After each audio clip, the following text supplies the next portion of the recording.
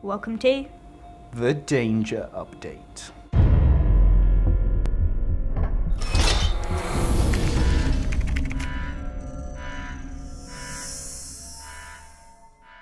We've called this the Danger Update because it adds a massive amount of content that adds peril to gameplay. It's designed to bring in a bigger challenge to the game.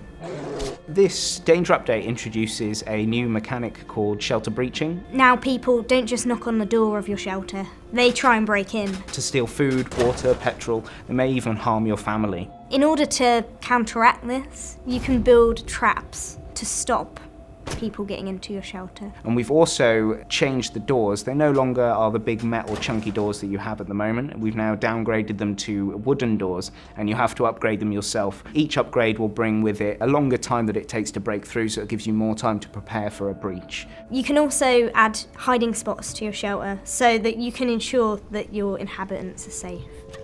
Part of this Danger Update is the loyalty system. Before, when you recruited NPCs, they would just instantly become like a normal family member. You could use them as you wished, and a lot of people would abuse this. They now have to look after them for a small amount of time to gain their trust before they're able to use them as a normal family member. Your recruit has a loyalty meter, so you can tell how long you have left until your recruit is fully loyal as well. If you don't keep them happy, they'll just walk out the door, and they might even take some food with them.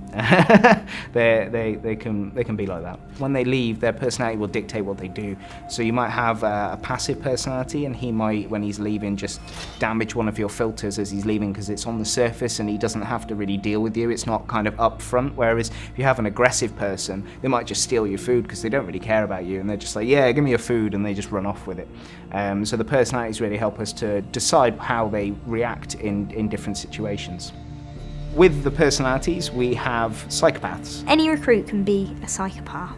They all have a trigger that's linked to their personality, and if this trigger triggers, then the psychopath will either murder one of your family members or possibly start a fire, and then they'll just leave. The psychopaths will give a hint that they're about to trigger, and we have a dismiss option with the recruits now, so you might want to get rid of them quickly before they cause any damage. Fires are one of the new features to the Danger Update. Fire can start by either a psychopath starting a fire in your shelter, or if you let the integrity of one of your items drop to 0% for too long, it could become a fire hazard. You can put a fire out using a fire extinguisher object. You can also put your fire out using water from your shelter's water supply as well. Fires can spread quite quickly, so I would recommend that you react to them straight away when they do start happening. When something inside your shelter's been on fire, you will need to repair it in order to start using it again. So usually it appears as like a pile of ash on the floor.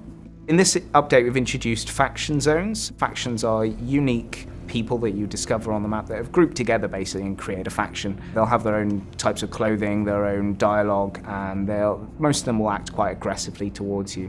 You can tell when you've come across a faction because you'll see a big coloured area on the map. The faction zones will grow and shrink as you play through the game, so they'll control different areas of the map at different points. Factions are usually generally more aggressive, but they do drop some really cool loot, so I would recommend sticking out in the fight if you can, but be careful because they are difficult.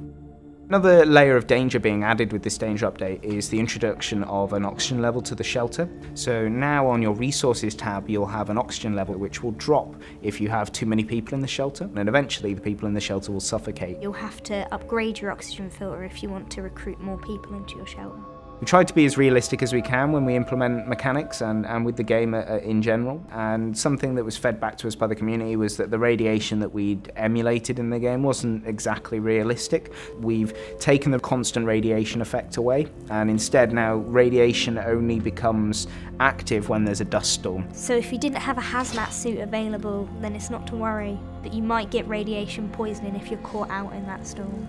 A few other things going into the update that are worth noting, one of which is the bears and wolves are being reintroduced as wildlife encounters. Quite apt because it's the Danger Update, and these are very dangerous encounters. They're quite quite hard to take on, but they hold valuable food and they hold leather, which is a very valuable resource. Also, we have added another pet, which is the horse. The horse will be able to be taken out on expeditions and be treated like a vehicle.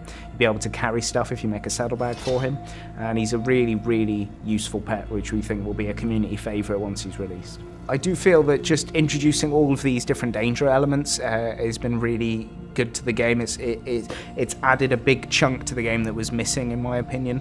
All of the content that we're putting into the game is driven by community feedback. So if you have any issues, any suggestions, any feedback that you just want to give to us, then you can do that through the Steam forums.